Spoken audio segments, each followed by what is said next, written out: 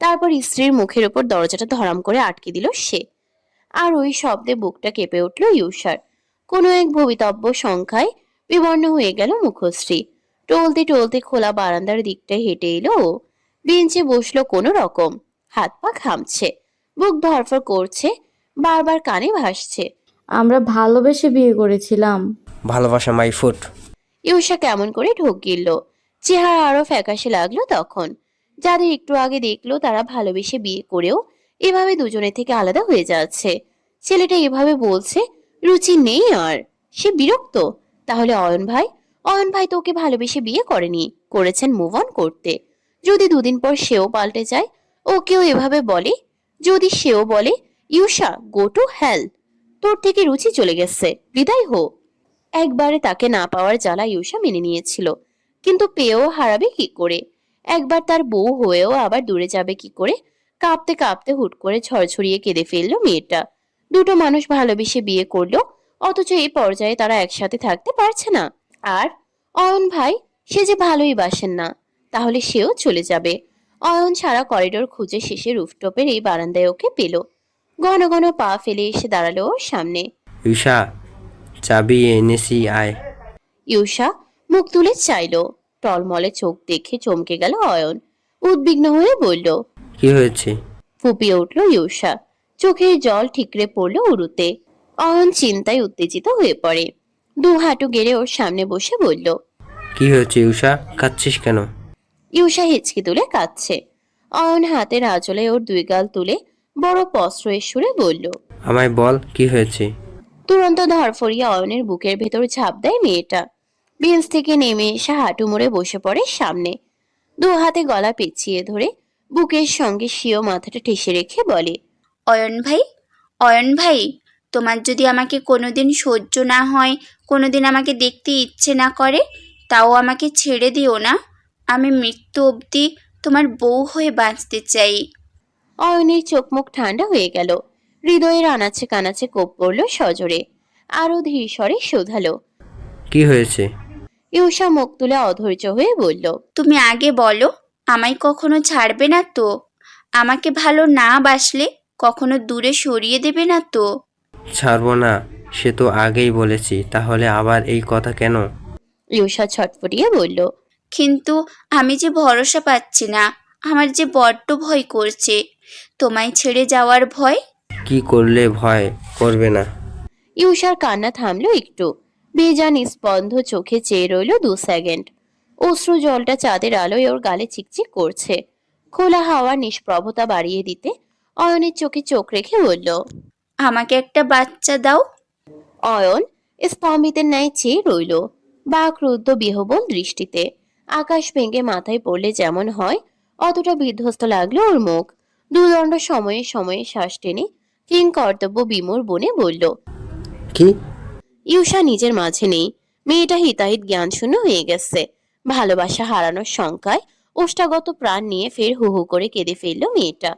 অয়নের শার্টের কলার দু হাতে খামচে ধরে পাগলের মতো বলল, ঠিক, ঠিক বলেছি আমি। একটা বাচ্চা হলে তুমি আমাকে ছাড়তে পারবে না। ওর মায়ায় পড়ে হলেও তুমি আমাকে রেখে দেবে। বাচ্চাকে তো মা ছাড়া করবে না, বলো? আমি আমি তোমার সন্তানের মা হব অয়ন ভাই। আমি আর কিচ্ছু জানি না, কিচ্ছু না। অয়ন চুপ করে মেয়েটার কান্না শুনল। দেখলো ওকে। বের হওয়ার আগে উষা একটু সেজেছিল। সে কাজল লেপটে গালে ধুয়ে নামছে। কপালে টিপটা নড়ে গেছে বাঁদিকে। কিছুই ঠিক নেই। অয়ন প্রশ্রয়ের বাহানায় ওর মাথাটা টেনে নিজের বুকে এনে রাখলো। পিঠে হাত বুলিয়ে দিতে দিতে বলল, শান্ত হ। আমি কেন তোকে ছাড়বো? শান্ত হয়, একটু শান্ত হ, শোন আমার কথাটা। ইউষা মুচড়ে উঠে মাথা তুলতে চায়, বাঁচামো করে। জেদ ধরে বলে, না, আমি শুনবো না। আমার কথা তুমি মানবে কি না বলো অয়ন ভাই, বলো না। অয়নের কি রাগ হওয়ার কথা? ইউষা এত পাগলামো করছে, কথা শুনছে না। এসবে কি জেদ আসা উচিত? কিন্তু বড্ড আশ্চর্য হলো সে। ইউষা ওকে এত ভালোবাসে কেন? যে মেয়ে ওর মুখে শুধু একবার তুষির ব্যাপারে শুনে, কোনোদিন নিজের ভালোবাসার কথা মুখে আনেনি। নিজে ওদের দুজনকে মিলিয়ে দিতে চেয়েছে। সে আজ ওকে হারাতে হবে ভেবে এমন আবদার করে বসলো। অয়নের বুকের ভেতরটা কেন যেন খুব তুলতুলে হাওয়ায় শীতল হয়ে গেল। নিজেকে বিশ্বের সবচেয়ে ভাগ্যবান মনে হলো। ভাগ্যিস শিউষাকে বিয়েটা করলো, না হলে এই ভালোবাসা, এত প্রখর ভালোবাসার আজও পেত কখনো? ইউষা ছটফট করে বিড়বিড় করছিল, বিলাপ করছিল তখনও। অয়ন সেই মুহূর্তেই চট করে কোলে তুললো ওকে। থেমে গেল মেয়েটা। দরফরিয়ে গলা পেঁচিয়ে ধরতেই সোজা কামরায় হাঁটা ধরলো অয়ন। হোটেল রুমের বিলাসী ধবধবে সাদা বিছানা মাথার নিচে পড়তেই ইউষার চোখের পাতা পড়লো এতক্ষণে। কিছুটা বিভ্রান্তি, কতক বিস্ময় নিয়েও চেয়ে চেয়ে দেখলো অয়ন দরজা লক করে দিয়েছে। তারপর মানুষটা এসে ওর পাশে বসলো। পেল হাত থেকে ঘড়ি, ব্রেসলেট, কানের দুল, গলা থেকে স্কার্ফ খুলে নিয়ে রেখে দিল পাশে। এমনকি নিঃসংকোচে ইউষার পায়ের হিলটা অব্দি খুলে দিল অয়ন। ডিমবাতি জ্বালিয়ে কামরার ঝকঝকে আলো বন্ধ করে বিছানায় শুলো ওর পাশে, হাত বাড়িয়ে ডাকলো। বুকে আয়। ইউষা হা করে দেখছিল ওকে। ঢোক গিলা অল্প এগিয়ে বুকে মাথা রাখলো। অয়ন ওর মসৃণ চুলে আঙ্গুল নাড়তে নাড়তে বিলি কেটে বলল, একটা বাচ্চা কখনো একটা সম্পর্কে ভিত হয় না, তাহলে কি কখনো সমাজে এত ছেলে মেয়ের বাবার মায়ের সেপারেশন দেখে বড় হতো? কিংবা আমার বাবাকেই দেখ, সে তো আর 3জন সন্তান রেখেও জেসমিন নামে এক নারীর সাথে সম্পর্কে জড়িয়েছিলেন। তাই সেই সম্পর্ক থাকায় তাও এমনি থাকবে। সম্পর্ক একটা বৃক্ষের মতো ঈর্ষা, প্রথমে ও এমনকি জন্মাবে, কিন্তু সেটা একটু একটু করে পানি, সার, যত্ন, খুঁটি দিয়ে বাঁচিয়ে রাখতে হবে আমাদের। ফুল ফোটার সময় দিতে হবে, তাড়াহুড়ো করলে হয় না এসব। আমরা স্বামী স্ত্রী, সারা জীবনের জন্য একসাথে পথ চলার ওয়াদাবদ্ধ হয়েছি। 1-2 দিনের তো নয় এই ওয়াদা। কিছু দিন যাক, আমরা দুজনের সাথে আরও সহজ হই। তারপর তো আর 5টা স্বামী স্ত্রীর মতো আমরা থাকবো।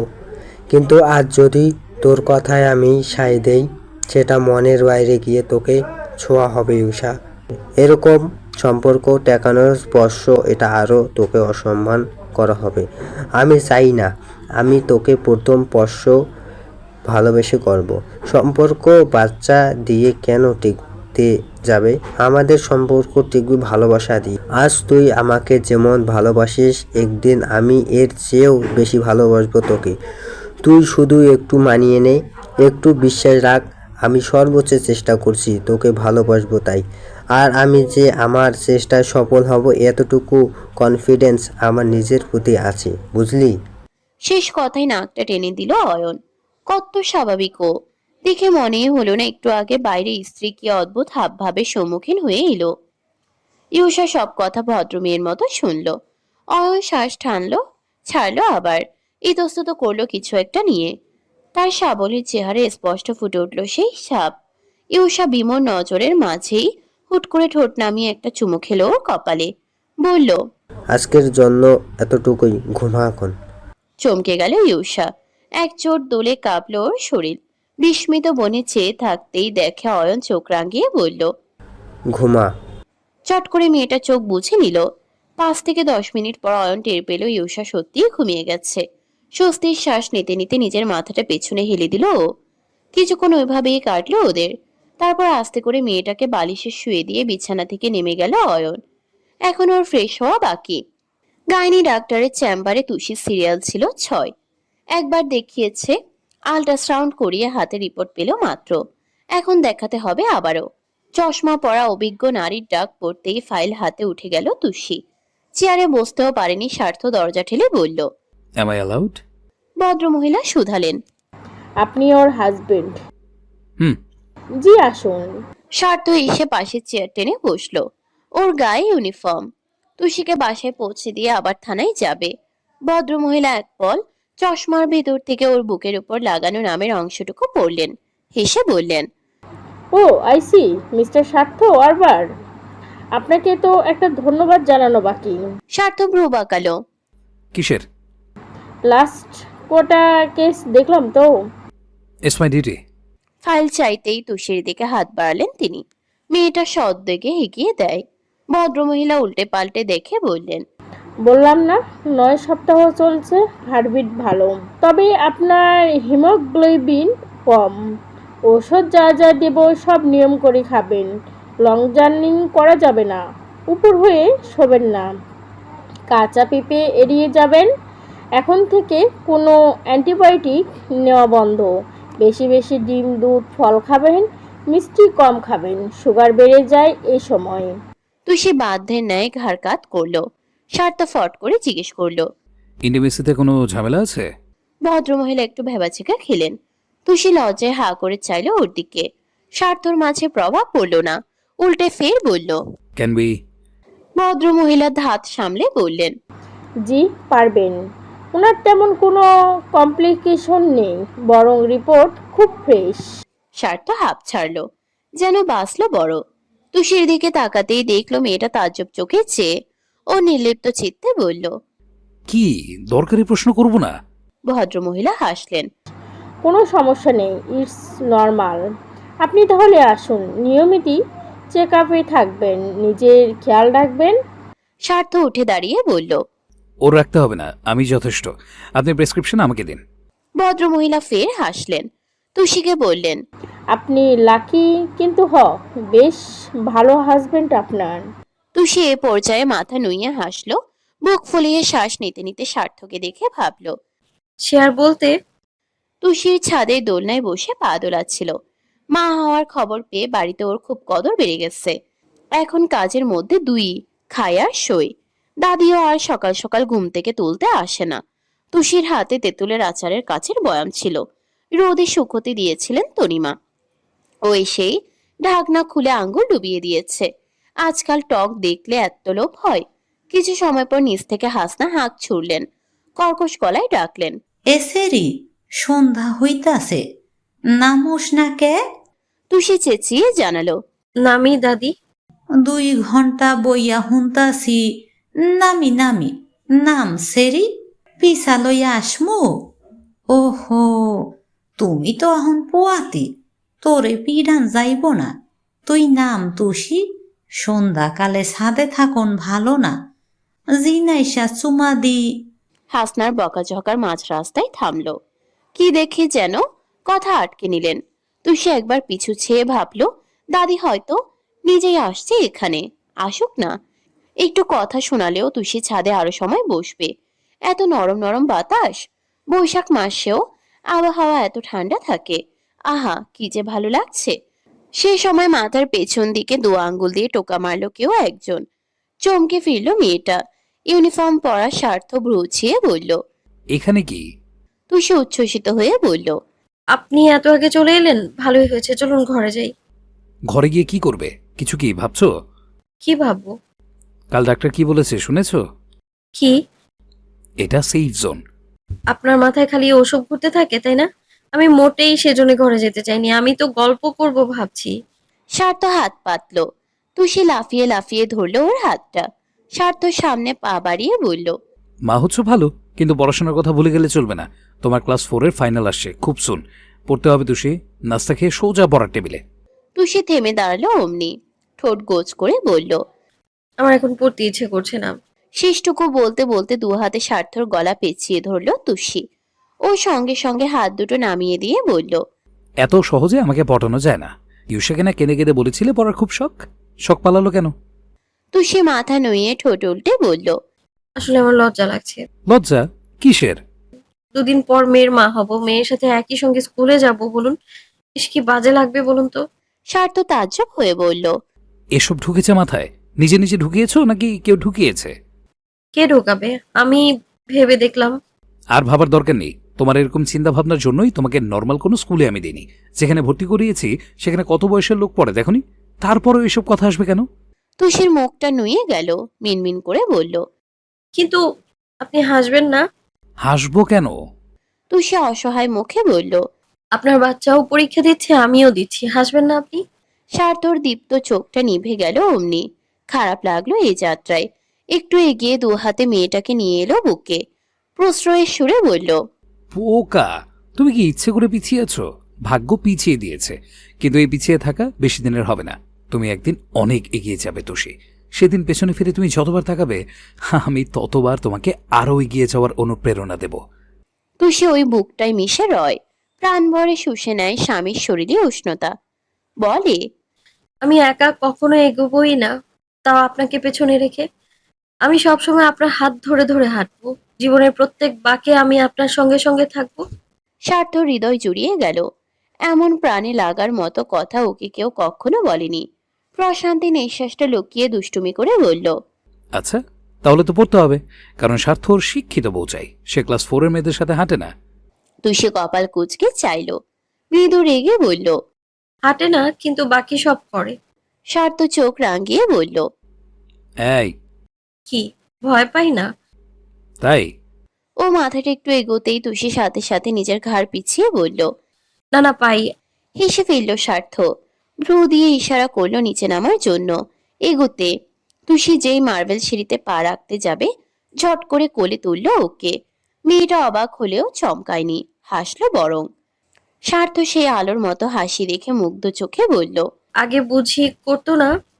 আগে তো আমার স্ত্রী ছিলে, এখন আমার সন্তানের মা হবে। দুটো সৌন্দর্য আলাদা, তাকিয়ে থাকাও আলাদা।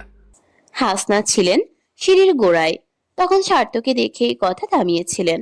অপেক্ষা করছিলেন ওদের নেমে আসার জন্যে। পায়ের শব্দে চোখটা তুলেই ভরকে গেলেন কিছু। দুজনকে দেখে অবাক হয়ে বললেন, ও মায়া মায়া গো, কালে কালে কত কি দেখমু, গেলি লাফাইতে লাফাইতে আইলি স্বামীর কোলে। ঘোড়া দেখা খোরা হইছস তুমি? তুষি বলল, আমি আমি কি নিজে উঠেছি? উনিই তো তুললেন। হ, এমনি সব বাগে হরিণের যত্ন লয়, সব বুঝি বুঝি। স্বার্থ পাশ কাটাতে কাটাতে বলল। দাদি, খুব বেশি হিংসে হলে বলুন, ওকে নামিয়ে আপনাকে নিচ্ছি। হাসনা জিভ কাটলেন লজ্জায় থতমত খেয়ে। আমারে নেও লাগতো না, এমনিই কইছি। বলেই নেমে গেলেন খ্রস্ত। তুষি দাদির মুখটা দেখে খিলখিল করে হেসে উঠল। স্বার্থ ওকে বিছানায় এনে বসালো। হঠাৎ বলল, আচ্ছা, তখন তুমি বললে মেয়ের কথা, মেয়ে হবে আমাদের, ডাক্তার বলেছেন কিছু? না তো, এত তাড়াতাড়ি তো বোঝা যাবে না। আর আমি জিজ্ঞেসও করব না, কারণ আমি জানি আমার মেয়েই হবে। মন বলছে, বুঝলেন? স্বার্থ পাশে বসে কামিজের উপর থেকে তুষির পেটে হাত রাখলো। ব্রু কুচকে কি যেন ভেবে বলল, কিন্তু আমার মনে হচ্ছে ছেলে হবে, আর আমার মতো হবে। না, মেয়েই হবে। আচ্ছা হোক, যা হবে আমাদেরই তো। তুষি যত্ন নিয়ে নিজের পেটে হাত বোলায়। ওর মুখটা চকচক করে মাতৃত্ব অনুভব করার শান্তিতে। হাসি হাসি চেহারায় বলে, আমি আমাদের মেয়ের একটা সুন্দর নাম রাখবো। সারাদিন ওকে সাজাবো, সুন্দর করে শাড়ি পরাবো, একটা পুতুল বানিয়ে রাখবো, দেখবেন। পাটায়ায় আজ বৃষ্টি হচ্ছে। সকাল থেকে ভালোই রোদ ছিল, তবে বৃষ্টি বেড়েছে দুপুরের পর। সেজন্য ঘরে আটকা পড়েছে অয়নরা। বড় বিশাল থাই গ্লাসের পাড় দিয়ে ও আরেকবার বাইরেটা দেখলো। না, প্রচুর বৃষ্টি হচ্ছে, বের হওয়া যাবে না। অয়ন পর্দা টেনে দিল যাতে বাস পড়লেও আলো রুমে না আসে। ইউষা আবার সিনেমার নায়িকাদের মতো বজ্রপাতে ভীষণ ভয় পায়। ভাবতে গিয়ে নিজেই হেসে ফেলল অয়ন। পরপর দীর্ঘশ্বাস ফেলল। ইউষা সকাল থেকে কথাবার্তা বলছে না, চোখে চোখ রাখছে না, আবদারও করছে না খাবার দাবার নিয়ে। ঘুম থেকে দেরিতে উঠে ওরা এখনো লাঞ্চ করতে নামেনি। তার আগেই বৃষ্টি শুরু হয়েছে। হোটেলে লাঞ্চের সুবিধা আছে, আজ সেখানেই খেতে হবে তাহলে। ইউষা গোসলে গিয়েছে। মেয়েটা কি কালকের ব্যাপার নিয়ে লজ্জা পাচ্ছে ওকে, বা অস্বস্তি হচ্ছে ওর? ওসব কেন হবে? বাচ্চা তো নিজের বরের কাছেই চেয়েছিল। বিয়ে যখন হয়েছে বাচ্চা আসাও স্বাভাবিক। কিন্তু অয়ন কবে পারবে সহজ হতে? এত চেষ্টা করছে, এতবার মন্ত্রের নেই স্বামী স্ত্রী শব্দ জপছে মুখে, কিন্তু কোথাও গিয়ে উষাকে ধরতে ওর জড়তা হয়। পাছে মেয়েটা ভাবে তুষিকে ভুলতে ছুটছে। অয়ন ফোঁস করে শ্বাস টেনে পিছু ফিরল। চমকে গেল অমনি। আনত হয়ে দাঁড়িয়ে আছে ইউষা। অয়ন ওয়াশরুমের খোলা দরজাটা দেখলো এক পল। অবাক হয়ে বলল, কখন এলি তুই? ইউষা জবাব না দিয়ে ঠোঁট টিপে নিচের দিকে চাইলো। হাতের আঙ্গুল কষলে কষলে দোনামনা করলো দু এক পল। অয়ন বলল, কিছু বলবে ঈশা? ওর তুমি ডাকে চোখ তুলে চাইলো মেয়েটা। শুষ্ক দৃষ্টিতেও গলা ধরে এলো। ছোট করে খুব আস্তে বলল, সরি। কেন? কালকের জন্য আমার মাথা ঠিক ছিল না, বুঝতে পারিনি কি থেকে কি বলে ফেললাম, কি করে ফেললাম। তোমাকে বিব্রত করলাম অনেক, তাই না? Sorry please. অয়ন মুচকি হেসে বলল। শাড়ি পরবি? প্রসঙ্গ পাল্টে যাওয়া একটু ভরকে গেল মেয়েটা। নিশ্চিত হতে শুধালো, হুম। শাড়ি পর। এখানে তুমি যে বললে। অয়ন বারান্দা ছুঁয়ে যাওয়া মুষলধারে বৃষ্টির দিকে চেয়ে বলল, বৃষ্টি দেখে ইচ্ছে করলো, পরবি? পড়লে তোমার ভালো লাগবে। ঘাড় নাড়ল অয়ন। সঙ্গে সঙ্গে চপল পায়ে লাগেজের কাছে ছুটে গেল ইউষা। ও দুটো শাড়ি এনেছিল সমুদ্রের পাড়ে পরে ঘুরবে, ছবি তুলবে বলে। দুটোই বের করে বলল। কোনটা পরবো অয়ন? অয়ন একটু চমকে তাকিয়ে হেসে ফেলল। এগিয়ে এসে কালো শাড়িটা বেছে হাতে দিয়ে বলল, একা পরতে পারবি? হ্যাঁ পারবো তো। তোমার ইউষা সব পারে, জুতো থেকে চণ্ডীপাঠ সব কাজ পারি, বুঝেছো? খালি হুকুম করবে, দেখবে সব হাজির। পাখির মতো বকবক করতে করতে শাড়ি ব্লাউজ সহ ফের ওয়াশরুমে দৌড়ায় সে। তবে অয়ন ও স্তব্ধের ন্যায় চেয়ে রয় সে পথে। কি বলে গেল মেয়েটা? তোমার ইউষা? হ্যাঁ ওরই তো। বউ যখন ওর, ইউষা পুরোটাই ওর তাহলে। খট করে দরজা খোলার শব্দে অয়নের টনক নড়ল। দাঁড়ালো নড়ে চড়ে। ইউষার কালো শাড়িটা প্লেন, কোনো কাজ নেই, প্রিন্ট নেই। সাথে একটা 3/4 স্লিভের কালো ব্লাউজ পরেছে। চুলটা খোলা, তবে এলোমেলো একটু। বেরিয়ে এলো ফুর্তিতে, খুব চঞ্চল সুরে শুধালো, কেমন লাগছে? অয়ন তাকানোর আগে দম নিল। মন থেকে চাইলো ও যেন আজ ইউষাকে বউয়ের চোখে দেখতে পারে, যেন একজন স্বামীর মতোই কমপ্লিমেন্ট দিতে পারে। তারপর ঘুরে চাইলো ছেলেটা। ইউষাকে সত্যিই চোখ জুড়িয়ে দেওয়ার মতো লাগছে। জর্জেটের ফিনফিনে কাপড় থেকে স্পষ্ট বোঝা যাচ্ছে লতানো কোমরের দুপাশের বাঁক। মেয়েধীন পেটের সাথে লেগে যাচ্ছে শাড়িটা। গায়ে গয়না নেই, সাজ নেই মুখে। এই তো গোসল করে এসেছিল, চুল আধ ভেজা এখনো। আশ্রয়ও নেই। প্রকৃত সুন্দর বুঝি একেই বলে? কি আশ্চর্য, এত সুন্দর মেয়েটা ওর চোখের সামনে ঘুরলো এতদিন, ও তাহলে খেয়াল করলো না কেন? এতটা অন্ধ কবে হয়ে গেছিল ও? ইউষার আপাত মস্তক চেয়ে চেয়ে দেখলো অয়ন। মেয়েটা ফের শুধালো অধৈর্য হয়ে, কেমন লাগছে? আদর আদর। ইউষার মুখটা লাল হলো। মাথা নোয়াতেই থাই গ্লাস টেনে দেওয়ার শব্দটা প্রকট হয়ে ভেসে এলো কানে। সঙ্গে সঙ্গে বৃষ্টির ছাট হুলস্থুল করে কামরায় ঢুকলো। ভিজে গেল চকচকে মেঝে। ইউষা বিভ্রম নিয়ে বলল, ভিজবে অয়ন? অয়ন ফের হেসে ফেলল। ইউষা মিয়ে গিয়ে বলল, না মানে অভ্যেস করছি, শুনতে বাজে লাগছে। না, এসো। অয়ন হাত বাড়িয়ে দেয়। সহাস্যে এগোয় ইউষা। মসৃণ পায়ের তালু বারান্দার ফ্লোর ছুতেই পুরো শরীর ভিজে গেল দুজনের। চুল থেকে কাপড় সব লেগে গেল গায়ে। ইউষা চোখ নিচে বুঝে নিল।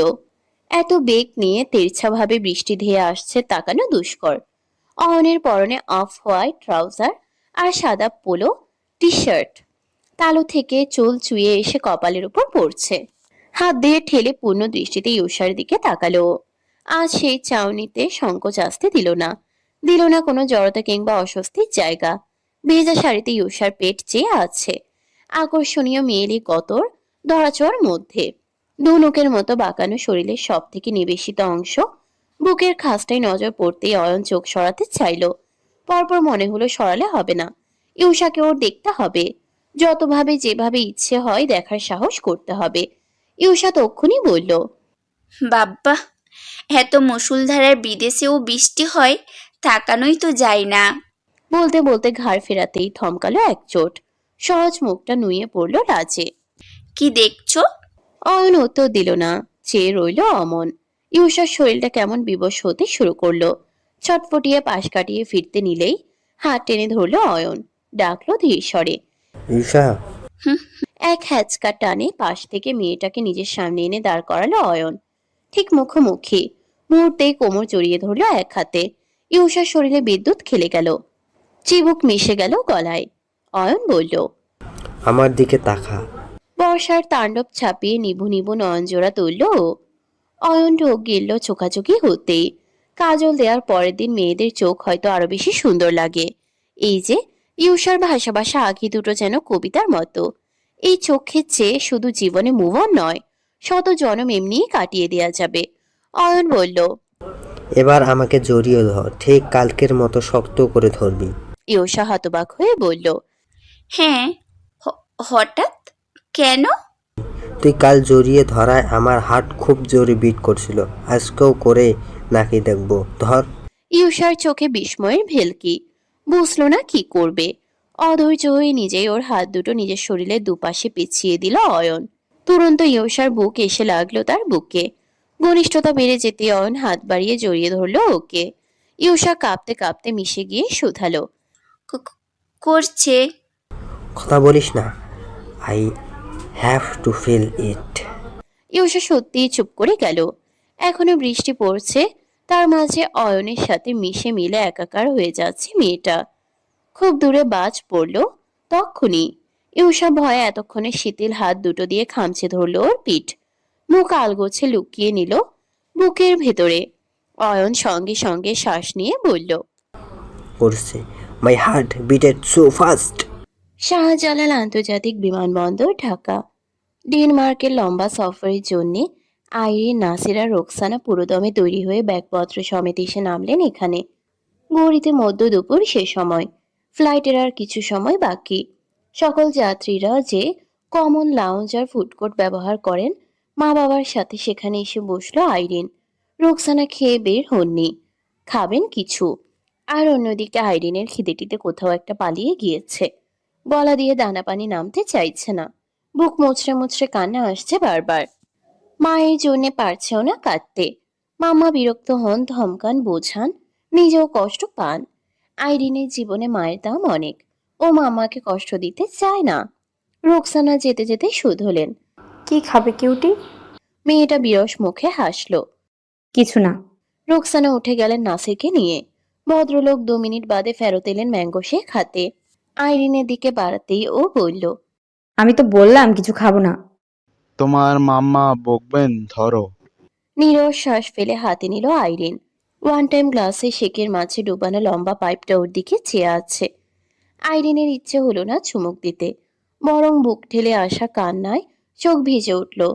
যেদিন স্বার্থর জন্য মেয়ে খোঁজা হচ্ছিল ও প্রথম কেঁদেছে সেদিন। যেদিন মেয়ে ঠিক করা হলো সেদিনও কেঁদেছে। যেদিন স্বার্থ বিয়ে করতে গেল সেদিন আইরিন ঘর আটকে পাগলের মতো বিলাপ করেছে ফাঁকা বাড়িতে। কিন্তু যখন আসলো তুষির বদলে বস্তির তুষি এলো বউ হয়ে, একটু আশার আলো দেখেছিল মেয়েটা। ভেবেই রেখেছিল এমন মেয়েকে স্বার্থ কোনোদিন মানবে না। মেয়েটাকে তাড়ানোর পথ সহজভাবে ভাবলেও এই পথ হলো আরো দুর্গম দুর্বিষহ। তুষির প্রতি স্বার্থর সহানুভূতিটা প্রকট হয়ে পাল্টে গেল অনুভূতিতে। সেই নকল স্বামী স্ত্রী থেকে সম্পর্কটা গড়িয়েছে বহুদূর। ওরা আজ বাবা মা হবে। ভালোবাসার মানুষটা অন্য মেয়ের অত কাছাকাছি গিয়েছে ভাবতেই ফুপিয়ে ওঠে আইরিন।